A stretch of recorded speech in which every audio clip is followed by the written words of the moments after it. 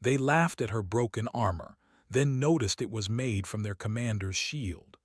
The hall was built to make visitors feel small.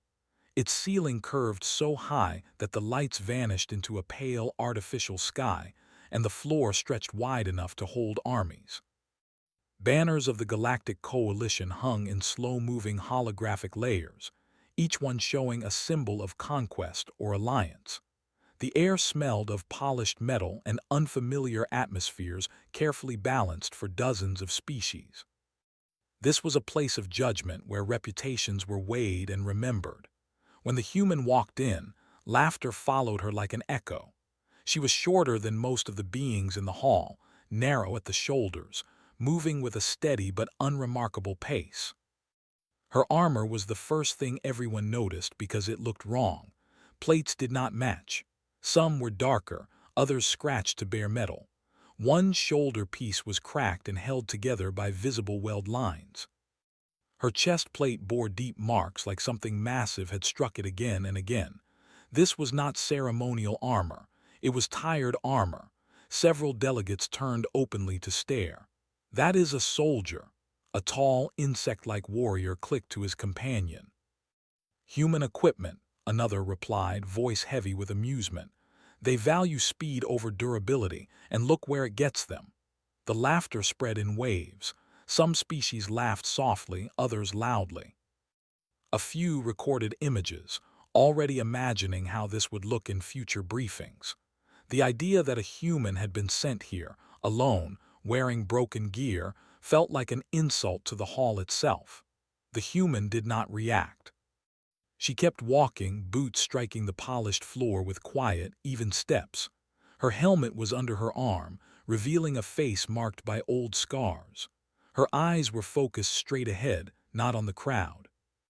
She walked like someone who had learned long ago that attention, good or bad, did not change the task in front of them. At the center of the hall stood a raised platform where representatives were expected to stop and present themselves. When she reached it, the laughter had not fully faded, but it had softened into whispers. A coalition official stepped forward. He was tall and blue-skinned, wrapped in layered robes that displayed his rank. "State your name and purpose," he said, voice amplified for the hall. The human placed her helmet gently on the floor and stood at attention. "Lieutenant Mara Hale," she said, "United Terran Defense Fleet. I am here under Coalition summons." More murmurs followed. A lieutenant, not even a high-ranking officer. That alone was strange. The official frowned slightly. "You were instructed to arrive with appropriate diplomatic attire." "This is what I have," Mara replied calmly. A ripple of laughter returned, sharper this time. One of the armored veterans near the front leaned closer to the platform, his eyes narrowing. He was old by his species' standards, his armor etched with decades of service. He was not laughing. He was staring at the human's chest plate. At first he thought it was simply damaged, but then he noticed the curve of the metal, the way it bent outward slightly instead of lying flat. That shape was familiar, uncomfortably familiar. He took a step forward. The official continued, unaware. "Lieutenant Hale, your appearance raises concerns. The Coalition expects respect. Respect is earned," someone muttered from the crowd. The veteran's voice cut through the noise. "Where did you get that metal?" The hall grew quieter. Mara turned her head slightly, acknowledging him. "From a battlefield." "That alloy," the veteran said slowly, "does not belong to humans." "No," she agreed. "It doesn't." Now the laughter stopped. Several analysts began running scans without being asked. Light flickered over the armor, invisible frequencies mapping structure and composition. The results appeared on shared displays across the hall. The alloy signature matched something stored deep in Coalition archives. The official's eyes widened as the data scrolled past. "That can't be right," the veteran swallowed. "That is command-grade defensive plating." A younger officer scoffed nervously. "Many species use similar materials." The veteran shook his head. "Not like that, not with those markings." Mara remained still as attention shifted fully to her armor. The laughter was gone now, replaced by tension. One of the markings on her chest plate was partially visible beneath a rough weld. It was a symbol worn by only one fleet, one commander. A symbol that had not been seen in years. A hush fell over the hall as recognition spread. "That shield," someone whispered. "It belonged to," the official raised a hand sharply. Enough speculation, but it was too late. The name moved through the crowd like a shockwave, spoken softly with disbelief. Commander Threx Valuan, a hero of the coalition, a tactician who had never lost a battle. His personal shield had been legendary, said to have turned aside weapons that could tear ships apart.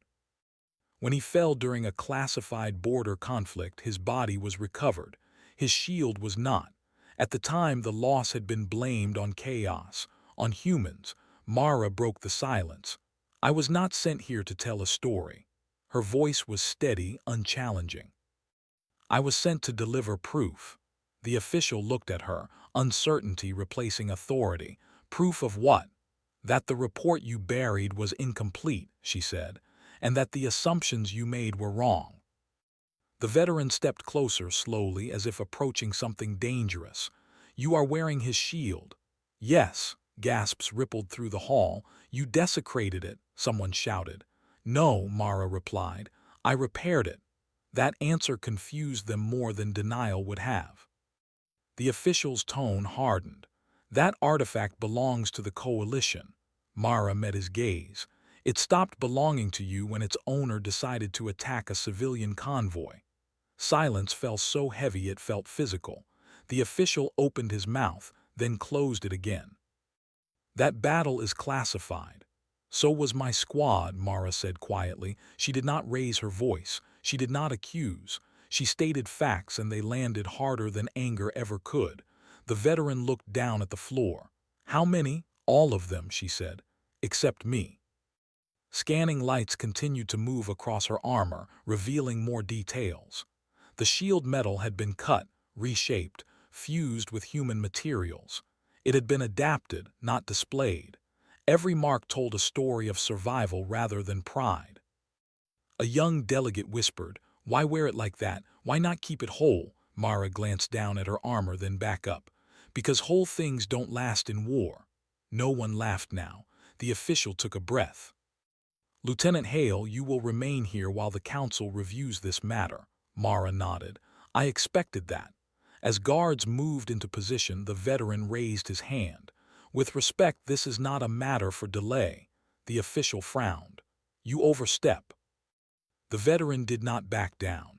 "If that armor is what I believe it is, then we are not looking at theft. We are looking at a warning." The hall felt suddenly smaller. Mara picked up her helmet, sliding it under her arm again. "I didn't come to threaten anyone."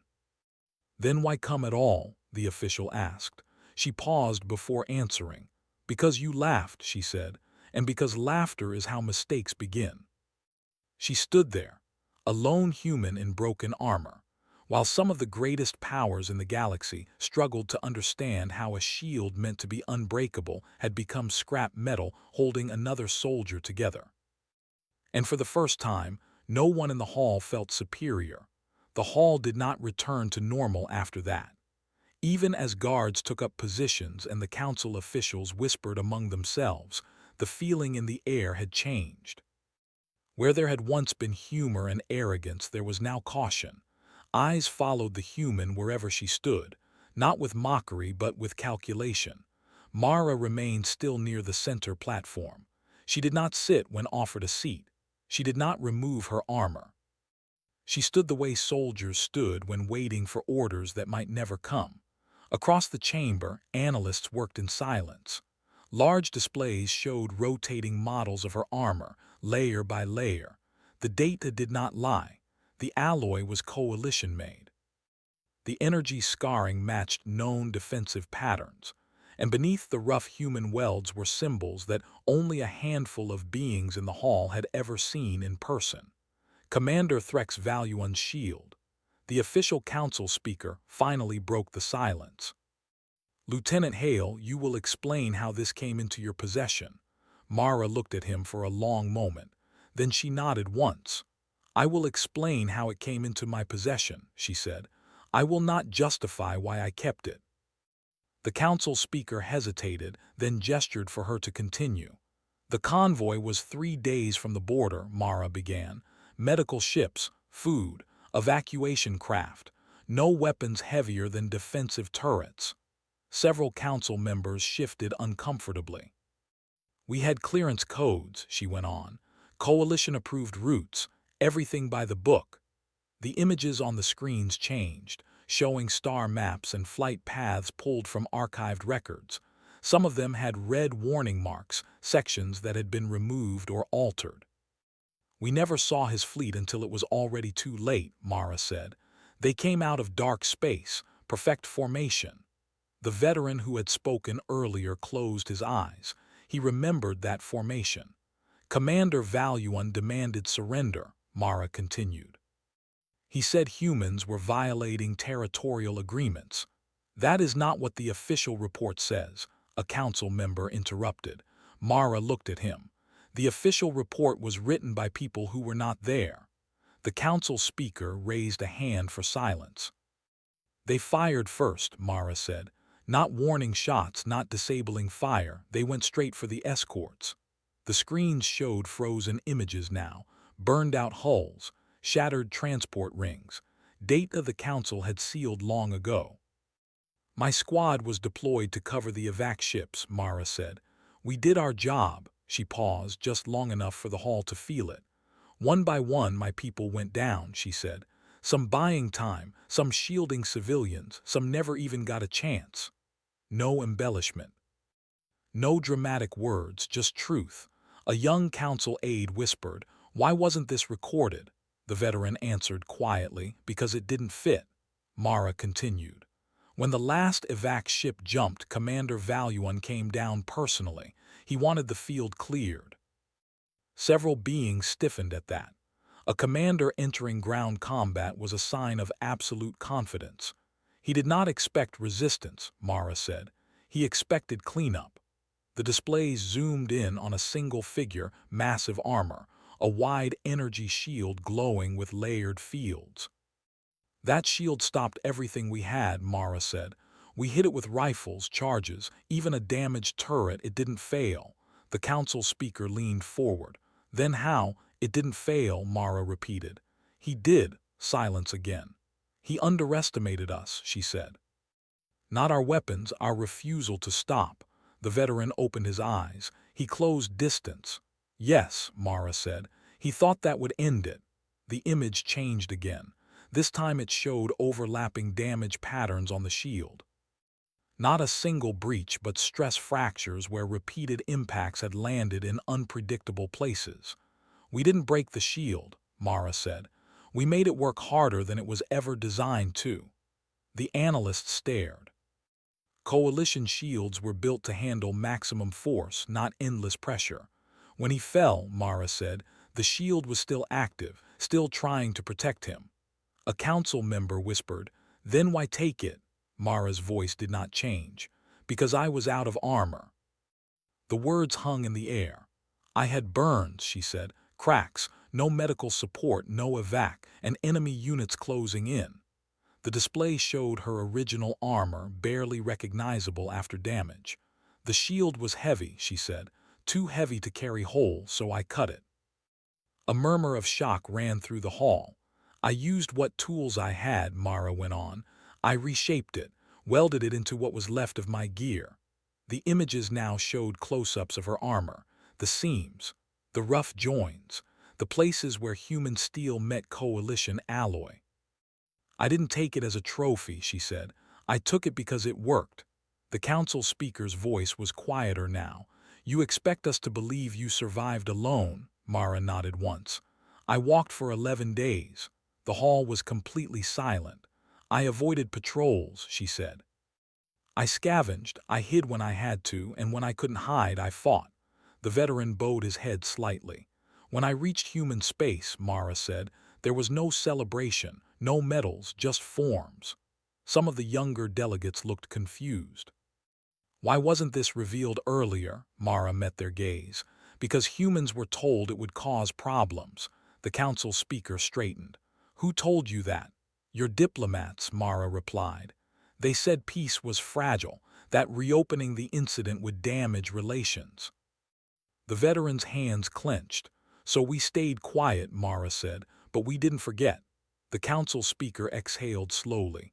Then why come now? Mara looked around the hall, at the banners, at the symbols of power. Because you summoned a human, she said, and you laughed. No one argued with that.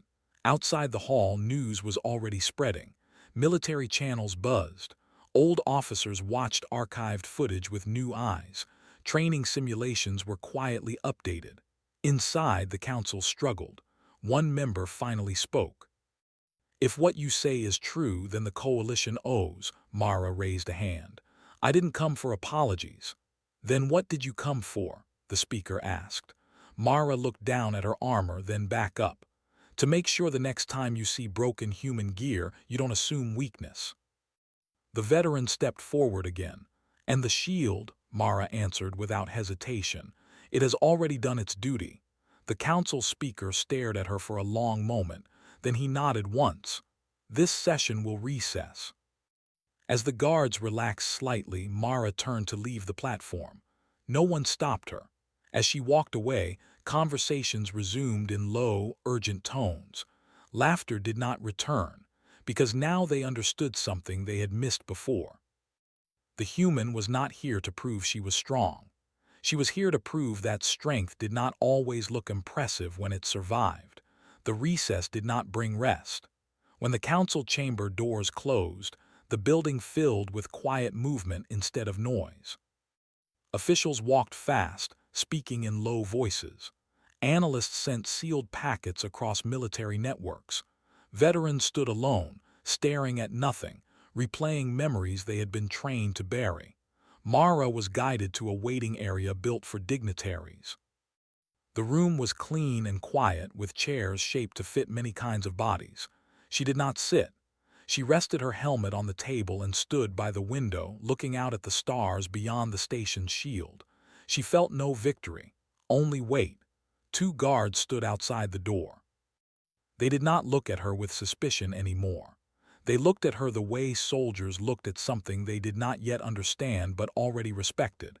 Time passed slowly. Across the station, a smaller chamber filled with senior military figures, not politicians. Not diplomats, those who had worn armor, those who had ordered others into fire. The veteran from the hall was there. His name was Koreth Dane.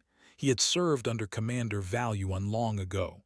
Valuan had been brilliant, also proud.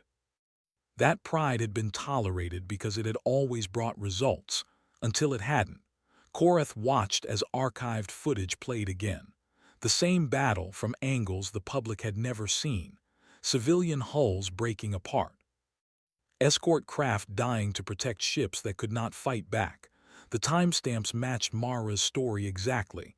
She walked out, one officer said quietly. Alone, Koreth nodded. Humans do that. A younger commander frowned.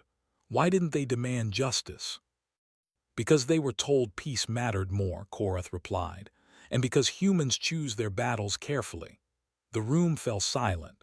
Back in the waiting area, Mara finally sat down, not from fear, but from tiredness that reached deeper than muscles.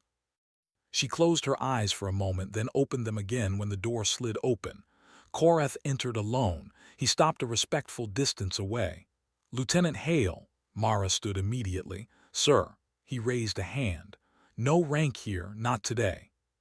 He looked at her armor again, but this time not as an object of analysis, as a record. I served with Valuan, he said.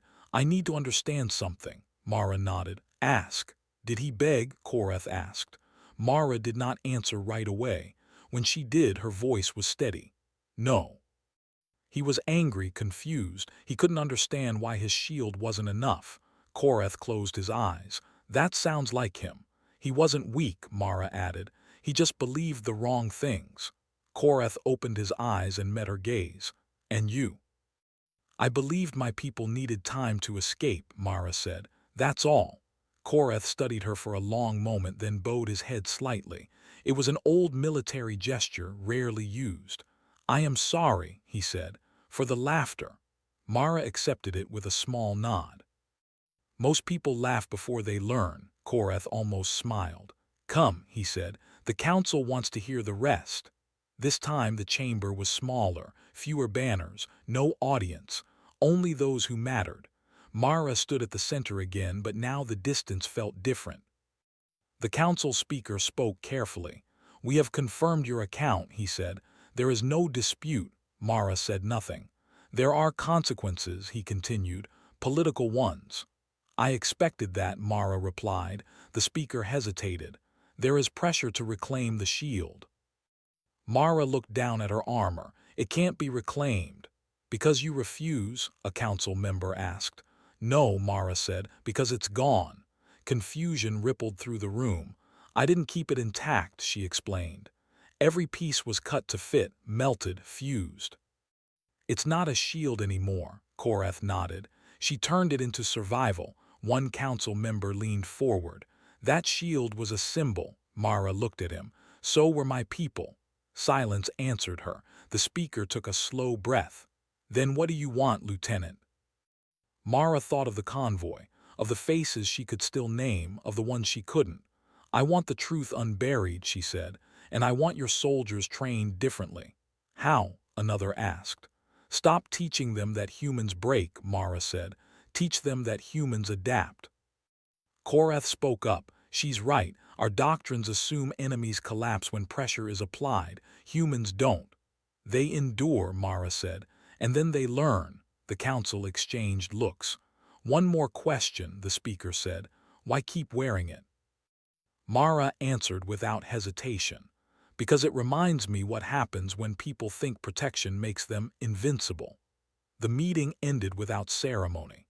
When Mara left the chamber, she did not know that messages were already spreading across coalition space.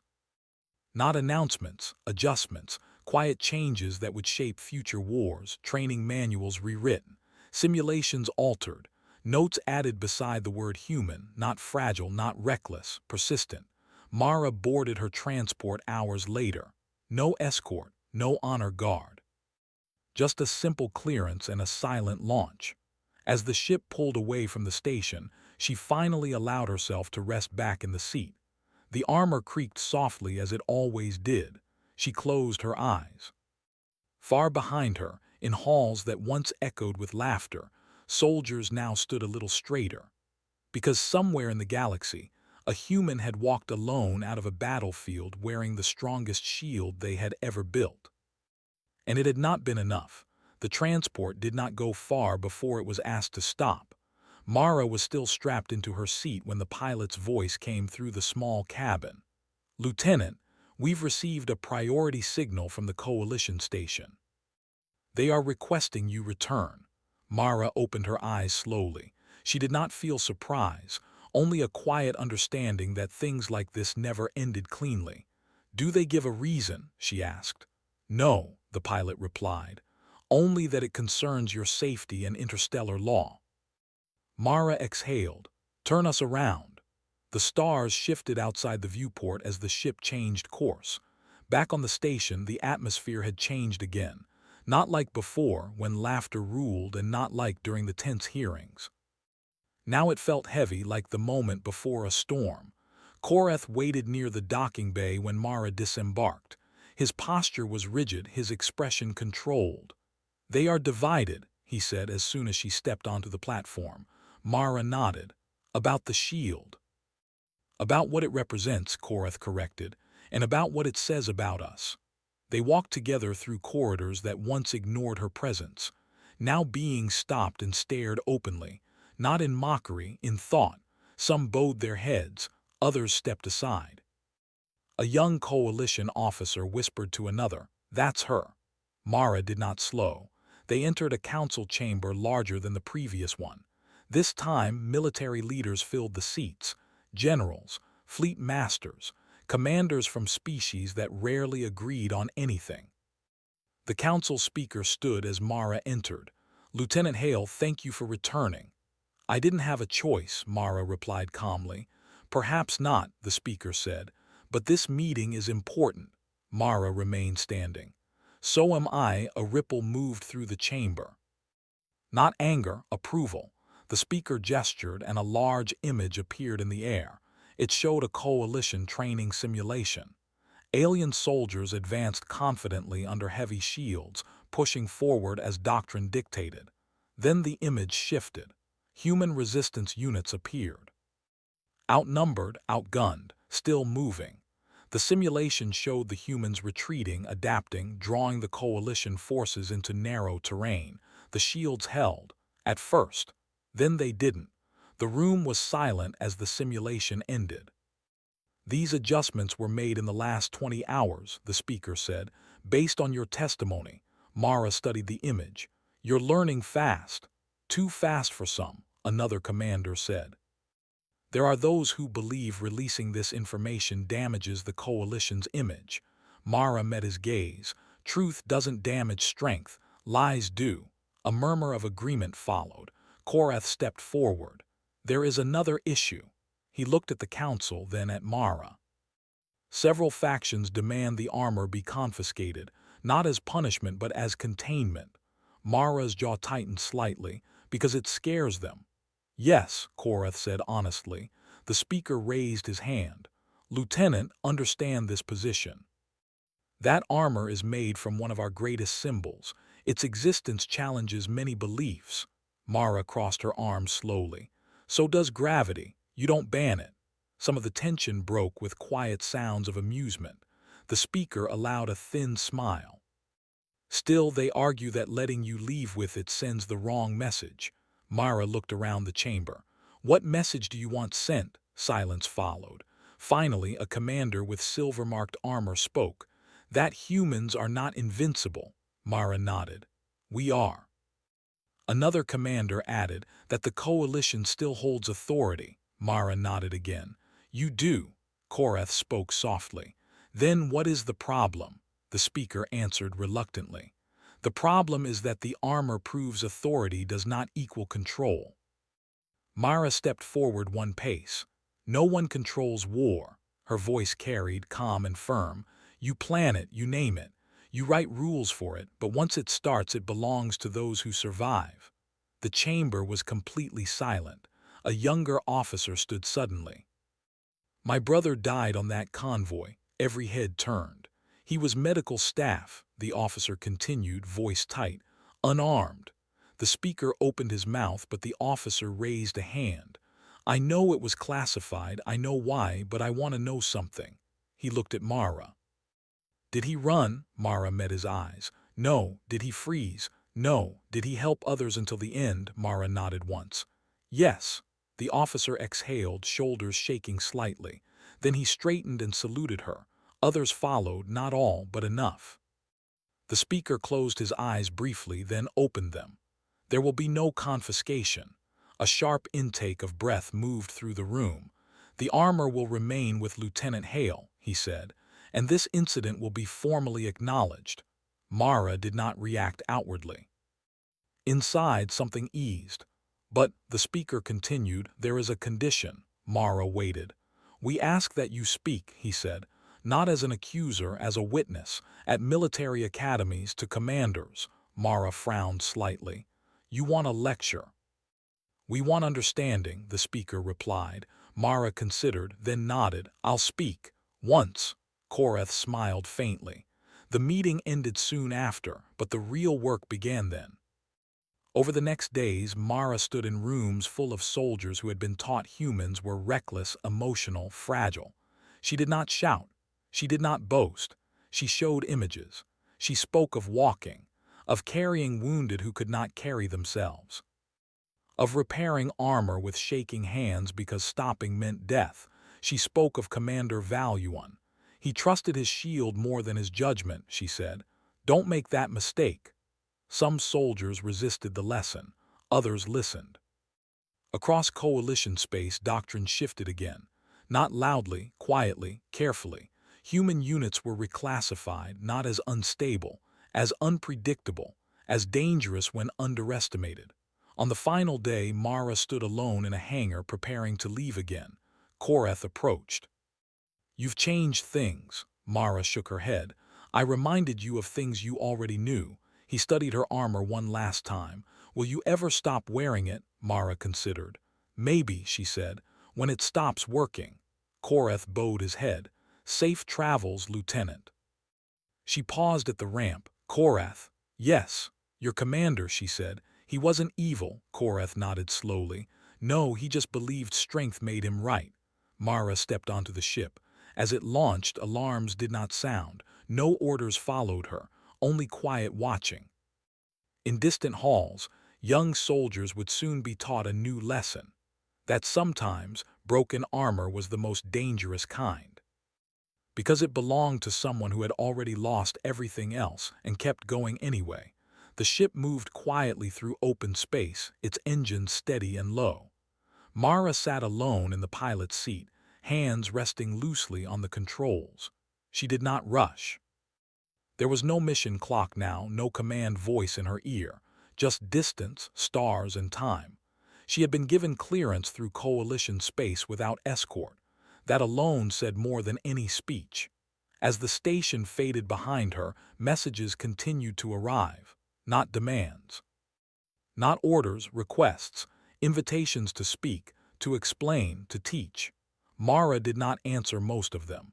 She forwarded a single response to Terran command, brief and factual, then shut the channel down. She needed silence.